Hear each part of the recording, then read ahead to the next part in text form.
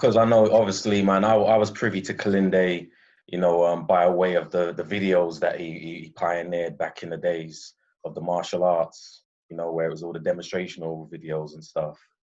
And, and then for me, it was profound that, many years later, I found him talking about the psychedelics. And then I'm in the psychedelic community, and I'm realizing not many people know of him for his martial arts, although he mentions it, in his intros. Even recently, people are like, yeah, I didn't know, and getting, wanting to know more about, his martial arts background. So, and the fact that you was a student, how long was you practicing the martial arts with him for? 20 plus years. We still train, of course, without him, but under him, about 20 years. And he was actually inducted into the Global Martial Arts Hall of Fame, with Bruce and all of those other guys, Jim Kelly and all of those other greats. So he's, and that's something I was able to learn just traveling with him to different conferences and things, seeing these people just stop and pause, man, and just like, good friend with Wesley, as you know, who's an accomplished martial artist, who respects him, who respected him and still respects him immensely. So yeah, just seeing these things, and coming from a line of fathers, his brother Jahi's a profound fighter as well, who premiered in, I think, 2 or 3 of the blood sport movies that appeared back in the day. Yeah, I remember blood sport. Yeah. So he came. He was brought up. His father was a great boxer, and so he learned that. And he was pretty profound. And so that's why our orientation with these plants are different. Because it wasn't about first through what we say we study warfare to learn peace, and then through the martial sciences you learn secrets of the body, of breath, of healing, of foods and things of that nature. And it's inevitable that it leads to those higher understandings. And because of that, we go in with a different understanding that it's not, you just don't go in as a tourist, but you go in as an active agent, and that you know how to move in a certain way and protect yourself from certain energies. And I think that's what makes, the traditional approach that's something that's different than what we hear about in the mainstream, Sure. Because I remember on those initial mushroom DVDs that I did pick up of Kilindi's, he's making some very broad statements, man, that, at that time. Mm-hmm. And he was just like, martial arts come out of the mushrooms, yoga comes out of the mushrooms, swings and roundabouts come out of the mushrooms. He was just like, I was like, well, everything seems to be coming out of the mushrooms. But the fact that I knew he had this martial arts background, I was, very curious to how he came to that notion, that reality. Was that part and parcel of the practice? Well, gather, because part of your initiation was grinding down rice flour. But what was the relationship between martial arts and the mushrooms as you experienced it on your journey with him, or just as a whole in general as he taught? Well, in terms of the school and how we enact, as you know, traditionally it's used as a training aid or a warfare aid. And so, as a training aid, you would do microdosing, and that would allow you to basically slow time down, to refine your technique, refine your breathing, to refine your energy perception, because it's all about perception and awareness. And so training on microdoses allows you to refine a lot quicker. And then, as you know, on higher doses, what you're training is something different. It's your spirit. It's training, what was in Asia is known as the chi, or the ba, as we know it in out of Kemetic tradition. That unseen essence,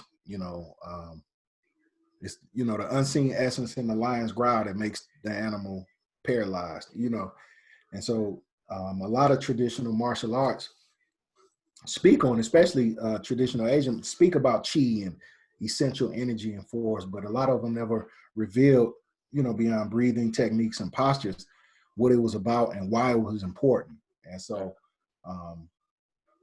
me and you and others who experience that realm know how important it is to establish that strong energy field and to deal and to vanquish those energies that may be threatening you, so that you can move with strength and awaken straight. So that's how I was introduced to it, both as a tool of training, but also as a realm to go into to actively ward off or attract those energies that are beneficial, you know, you know, and to help change the the operating code that we're under, you know.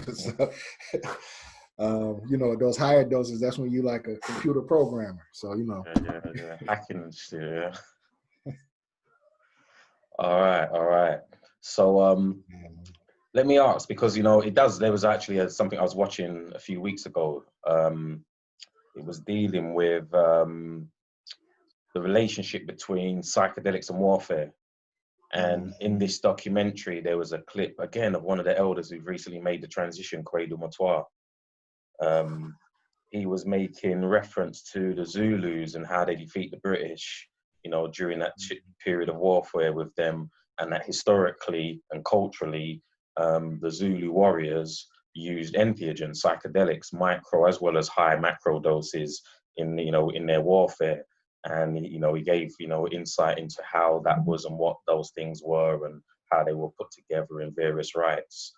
And then they actually done a trial with some judokas, people who practice judo, you know, some Olympic fighters, and they gave them some microdose them on the mushrooms and saw how it impacted on their fight and all the rest of it. Is really cool to watch. It's actually on YouTube. But I'm saying all that to say that, again, when I first heard of psychedelics, man, you know, as a teenager growing up, it was either or, you know, this hippie rave festival kind of thing that promotes peace and love. And you see rainbows, unicorns and rainbows and stuff like that. And there wasn't any association with warfare or combat, you know, in that genre until I heard Kilindi speaking of it. And then later on, I come to find out, you know, that's part and parcel of some of the, you know, the traditions. So what were your thoughts, feelings? How do you feel, you know, because many people do not associate psychedelics with warfare. So how does that all pan out?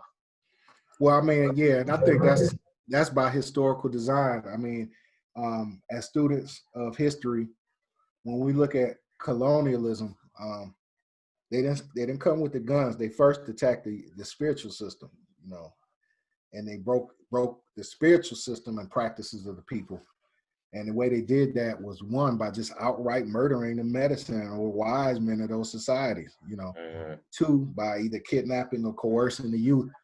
And then three, by, you know, shipping the functioning adults out so they couldn't transmit the culture. So, you know, we have been, our reintroduction to these plants have to come through, you know, the Western lens. And because of that, our traditional orientation to these plants have been lost, which is why, you know, that firsthand research, going to talk to traditional societies and find out how they were used, is so important. And then, you know, it's a lot that's still intact in South America, which is why, you know, they still can recreate the Mayan or the different South American systems of using these things for warfare. But in Africa, it's still a secret. And I think that's a blessing, because there's still some aspects of our culture that are you know, protected and maintained. However, for those of us that are not in that mother womb, you know, we're kind of, you know, groping in the dark. But yeah, it's a very important aspect of our traditional culture, because we are people of the spirit. And so we recognize that physical warfare is a manifestation of something that occurred on an energetic level. And so our traditional approach would be to either address it at the energetic level before it becomes a physical situation. And this is why they knew that this was the first thing they had to do, was to eliminate or neutralize those wise. And me and you know, we both agree on this. I hate to use this word shaman, but they would attack the wise plant healers or plant knowers, traditional spiritualists of every society, because they knew that that's where the basis of power was at.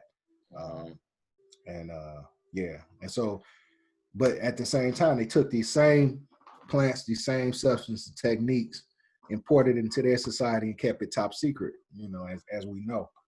And so part of what we're doing is a divine reclamation, you know, is reclaiming one very important aspect of our global, you know, our global or Aboriginal African culture that connected us across the oceans, you know, across time and space. And it allowed us to focus on a future outside of just survival, you know, or trying to interpret this new reality that's been pushed upon us. It gave us the ability to create our own reality and live in it. So, you know, super important work, man. You know, we engage in, you know, all types of activism in our community to resist the onslaught of different negative impacts. But as, in my opinion, there's nothing more impactful than this liberation to me, in my experience. What do you think, man? I mean, something that would shift the ground, you know, because a lot of our people still caught up with notions of backwards notions of self-hate, but I don't think there's anything more powerful to shift it, man. But what do you think? Well, I'm with you on that, man. You know, I know what my most powerful liberating experiences have been rooted in, you know, and the butterfly effects of them have ultimately been, you know, the entheogens, the psychedelics. And, you know, with that said, I'm aware of, you know, the backward, you know, misinformed notions and strategies I once held that, you know, no longer serve me well. So, you know, I can bear witness to that, and then bear witness to maybe groups and organizations that I've sat in and been affiliated with, that they may also need to reevaluate and tweak their, you know, their strategies. And there's no better place to go than the source, than the divine, you know, call it what you want, you know, within collectively. So yeah, I'm pretty sure that's, you know, and what I'm suggesting in general is a missing link as to why things may not have developed over the last, you know, 50, 100 years, you know, the last 400 years or so, that we've been trying to, you know, develop, whether it's developing schools, you know, communities, you know, that are effective and sustainable. You know, there's been some barriers and blockages, and I think that journey really is within, as to us, you know, when we sit round tables to build and develop that, we can communicate cohesively, and we can put egos to the side, you know, and all the rest of it. And through those experiences, we definitely get to a place where we can have those discussions, man. We drop our baggage, man. We drop our load. And I think that's been part of the blockage and the barriers that haven't allowed the developments that, you know, I've been born into here and that are needed. And we're still here looking and waiting in some cases, but it's on us. And that experience brings you straight, you know, puts the mirror straight in your face, you know, and makes you check yourself and check what you've been doing. It pulls the rug from beneath your feet, slaps you up a little, but you know, lays you down neatly. If you say, well, if you want to do this, let's do this. No, but this is spiritual hormones, man. man. So yeah, I'm with you on spiritual steroids, man. You know,